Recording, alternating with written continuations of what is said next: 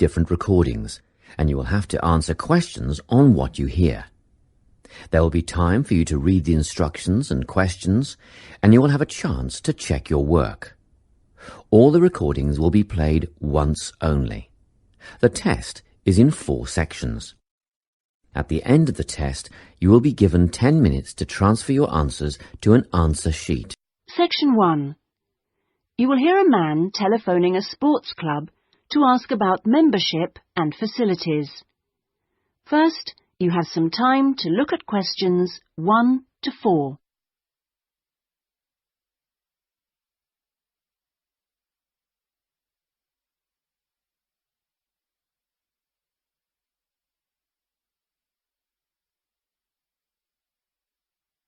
You will see that there is an example that has been done for you. On this occasion only, the conversation relating to this will be played first. Good morning. Sorry, it's gone 12. I'll start again. Good afternoon, Kingswell Sports Club. How can I help you? Oh, good afternoon. I was wondering if you could give me some information about membership and facilities. The name of the sports club is Kingswell, so Kingswell has been written in the space. Now we shall begin. You should answer the questions as you listen, because you will not hear the recording a second time. Listen carefully and answer questions 1 to 4. Good morning. Sorry, it's gone 12. I'll start again. Good afternoon, Kingswell Sports Club. How can I help you? Oh, good afternoon. I was wondering if you could give me some information about membership and facilities. Of course. What would you like to know? Do you have tennis courts, for example? No, I'm afraid we don't. We're primarily a golf club. What about football? I heard you had a team. No, I'm sorry. Perhaps you're thinking about Fresham Sports Centre. Oh, right. I know it. I've played badminton there. Have you? They've got a lot of facilities we don't have, and vice versa. We do have a Keep Fit studio, which is very popular with members, and then as well as that, there's swimming, of course. That's good. I like to swim every day. We have a range of classes, too. Do you have judo classes? I'm keen to learn. Well, at the moment, we offer kickboxing. We're planning to add judo and stretch classes soon. We're currently running a range of yoga classes, too. What about relaxing after exercise? I assume you have a restaurant or something? At the moment, we've got a salad bar, which is very popular. We'll also have a fully licensed restaurant by the end of the year. Sounds good.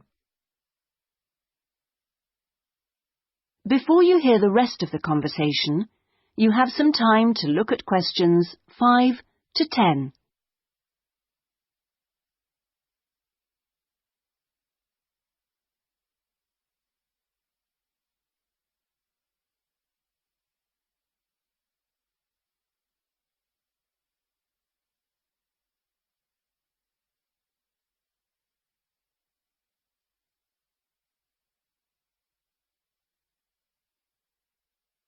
Now listen and answer questions 5 to 10. What kind of membership are you interested in? Not really sure. What are the options? Well, there are 3 different membership schemes. I see. What's the difference? Well, the first one's called Gold, and you can use all the facilities at any time of the day or week. You can also join in as many classes as you like for free. That sounds good. Is it very expensive? Well, you pay a £250 joining fee, and then it's £450... Oh, no, I'm sorry. It's just gone up by £50. Sorry about that. It's now £500 for the annual subscription fee. Right, got that. And what's the next type? Well, that's silver. It's the same as gold, except you have to pay a small fee of £1 per lesson for any you do, and you can only use the centre at certain times. I see. So when exactly? You can only use the facilities between 10 a.m. and 4:30 p.m. So I couldn't use the pool at 8 in the morning or evening then? That's right. Okay, and the price for that? Is the joining fee the same as for gold? Actually, it's slightly less than the £250. It's £225, but the annual fee is only £300. Does that sound more like what you want?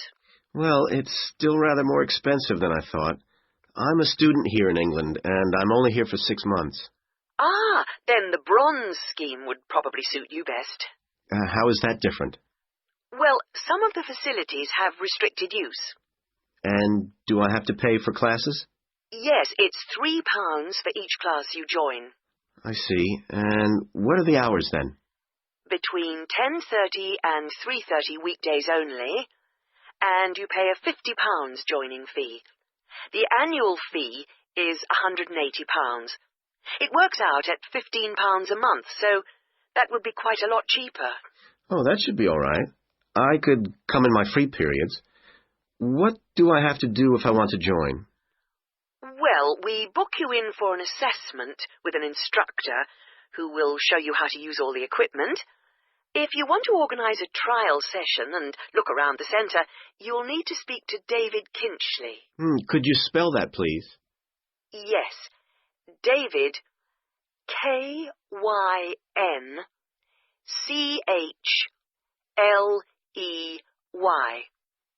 I'll give you his direct line number. It's 0458 95311. Thanks. Thank you for calling Kingswell Sports Club. That is the end of section 1. You now have half a minute to check your answers.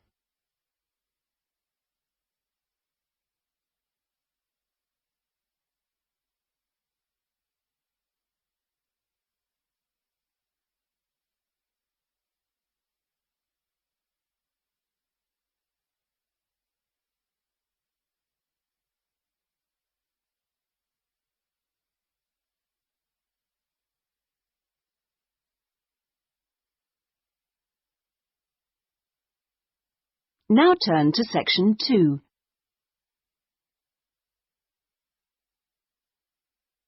Section 2.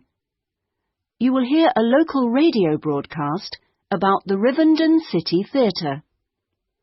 First, you have some time to look at questions 11 to 16.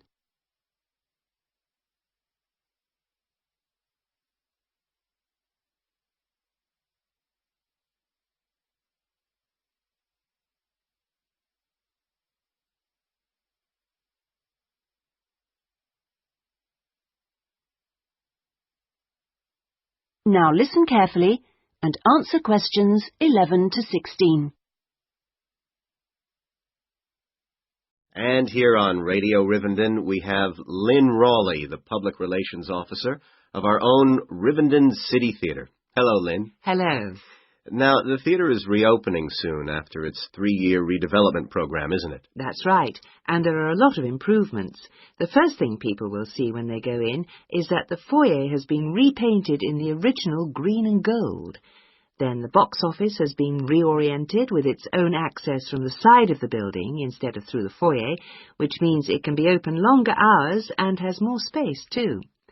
The shop that used to be in the foyer, which sold books and CDs, is the one part of the redevelopment which isn't yet complete.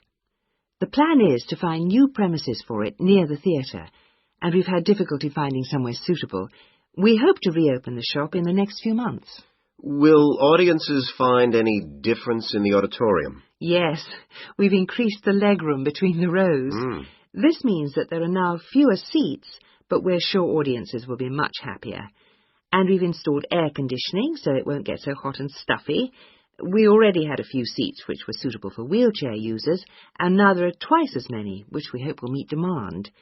Something else that will benefit audiences is the new lifts. The 2 we used to have were very small and slow. They've now gone, and we've got much more efficient ones. Anything for the performers? Yes, we've made a number of improvements backstage. The small dark dressing rooms we used to have been converted into 2 large airy rooms, so they're much more comfortable now. And the state-of-the-art electronic sound and lighting systems have been installed. Before you hear the rest of the talk, you have some time to look at questions 17 to 20.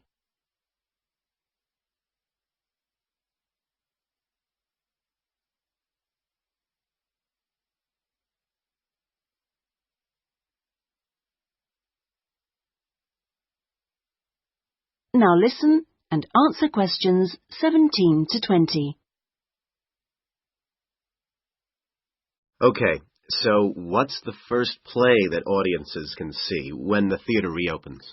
We've got a very exciting production of Peter Shaffer's Royal Hunt of the Sun, which is currently touring the country. That starts on October the 13th and runs till the 19th.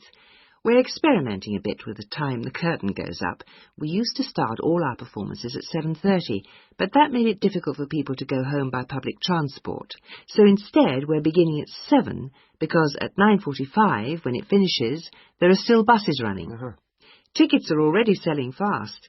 The Friday and Saturday performances sold out almost immediately, and in fact now there are only tickets for Monday and Thursday. How much are they? We've introduced a simpler price structure. Ticket prices used to range from £6 to £30, but now they're all £18. They're available from the box office, in person, by phone, fax or post, or online.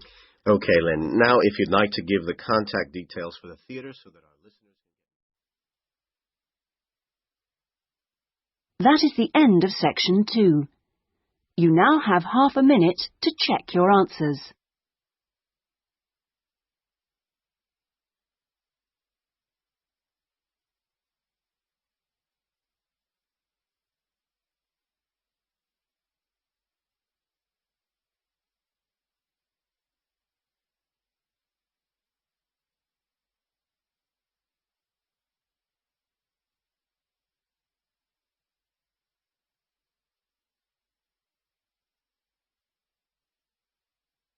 Now turn to section 3.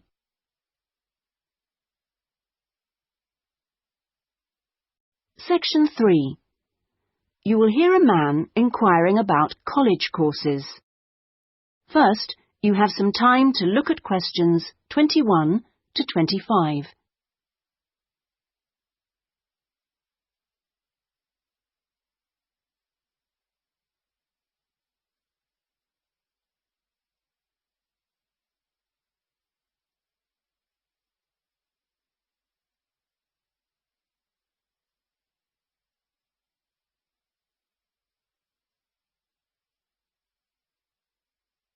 Now listen carefully and answer questions 21 to 25. Hi, can I help you?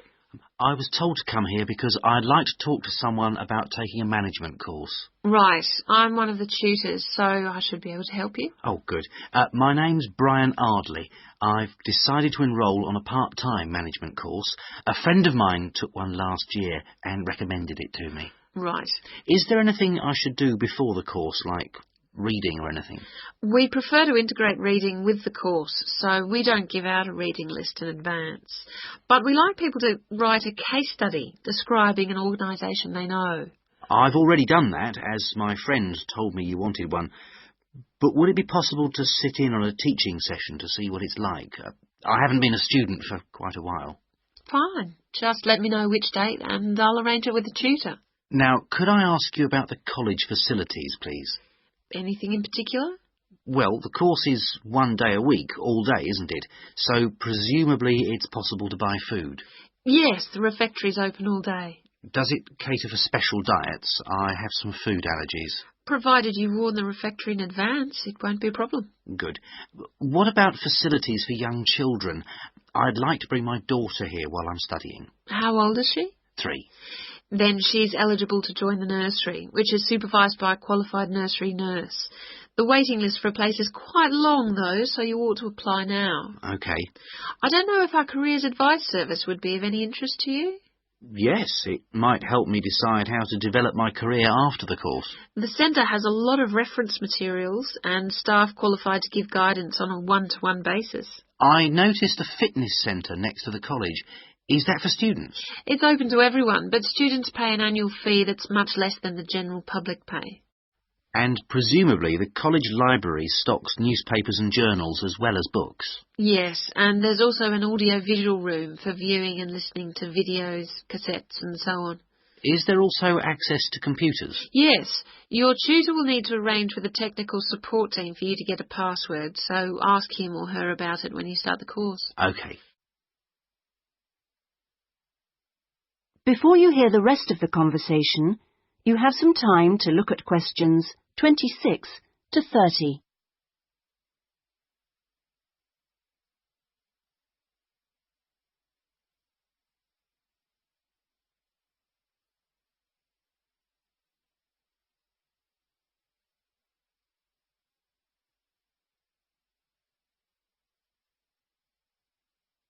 Now listen and answer questions 26 to 30.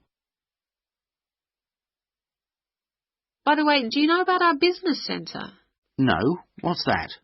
It's a training resource, a collection of materials for people to study on their own or use in their own organisations. Uh-huh. You mean books and videos? Yes, and manuals for self-study, plus a lot of computer-based materials so people can work through them at their own speed and repeat anything they aren't sure about. And you can hire laptops to use in your own home or workplace, as well as printers that you can take away. Does it have anything that I could use to improve my study skills? I don't have much idea about report writing, and I'm sure I'll need it on the course. Oh, yes, there's plenty of useful material. Just ask one of the staff. Does the centre cover all the main areas of business? Yes, topics like finance and, of course, marketing. That's a popular one. Local managers seem to queue up to borrow the videos. So it isn't just for students, then? No, it's for members only, but anyone can join. How much does it cost? £100 a year for a company and £50 for an individual, with no discount for students, I'm afraid. Well, that's very helpful. Well, I think that's all. I'd better go home and fill in the enrolment form. Thanks for all your help. You're welcome. Goodbye. Goodbye. That is the end of section 3. You now have half a minute to check your answers.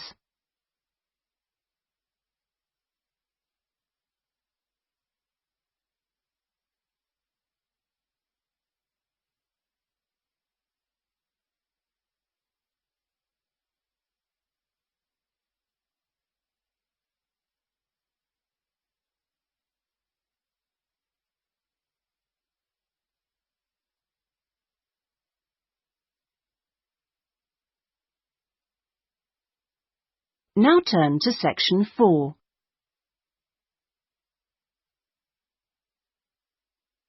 Section 4. You will hear a talk on a social history of the East End of London.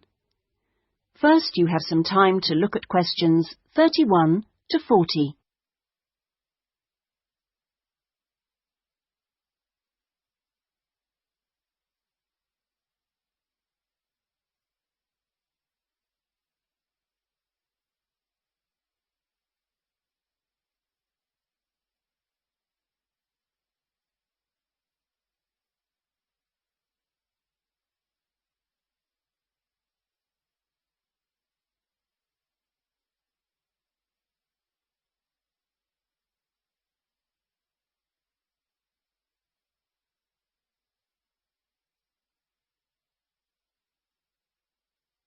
Now listen carefully and answer questions 31 to 40. In the last few weeks, we've been looking at various aspects of the social history of London, and this morning we're continuing with a look at life in the area called the East End. I'll start with a brief history of the district and then focus on life in the first half of the 20th century. Back in the 1st to the 4th centuries AD, when the Romans controlled England, London grew into a town of 45,000 people, and what's now the East End, the area by the River Thames and along the road heading north-east from London to the coast, consisted of farmland with crops and livestock, which helped to feed that population. The Romans left in 410, at the beginning of the 5th century, and from then onwards, the country suffered a series of invasions by tribes from present-day Germany and Denmark, the Angles, Saxons and Jutes, many of whom settled in the East End. The technology they introduced meant that metal and leather goods were produced there for the first time, and as the East End was by the river, ships could transport goods between there and foreign markets. In the 11th century, in 1066 to be precise, the Normans conquered England, and during the next few centuries London became one of the most powerful and prosperous cities in Europe.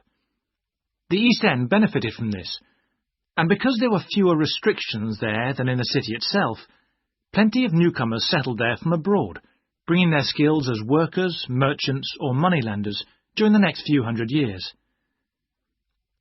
In the 16th century, the first dock was dug, where ships were constructed, eventually making the East End the focus of massive international trade. And in the late 16th century, when much of the rest of England was suffering economically, a lot of agricultural workers came to the East End to look for alternative work. In the 17th century, the East End was still a series of separate, semi-rural settlements. There was a shortage of accommodation, so marshland was drained and built on to house the large numbers of people now living there.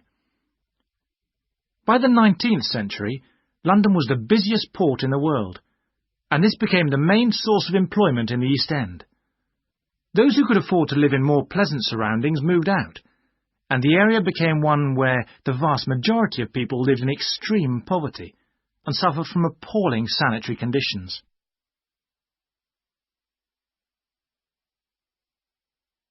That brief outline takes us to the beginning of the 20th century, and now we'll turn to housing. At the beginning of the century, living conditions for the majority of working people in East London were very basic indeed. Houses were crowded closely together, and usually very badly built, because there was no regulation. But the poor and needy were attracted by the possibility of work, and they had to be housed. It was the availability rather than the condition of the housing that was the major concern for tenants and landlords alike. Few houses had electricity at this time, so other sources of power were used, like coal for the fires which heated perhaps just one room. Of course, the smoke from these contributed a great deal to the air pollution for which London used to be famous. A tiny, damp, unhealthy house like this might well be occupied by 2 full families, possibly including several children, grandparents, aunts and uncles. Now, before I go on to health implications of this way of life, I'll say something about food and nutrition. That is the end of section 4. You now have half a minute to check your answers.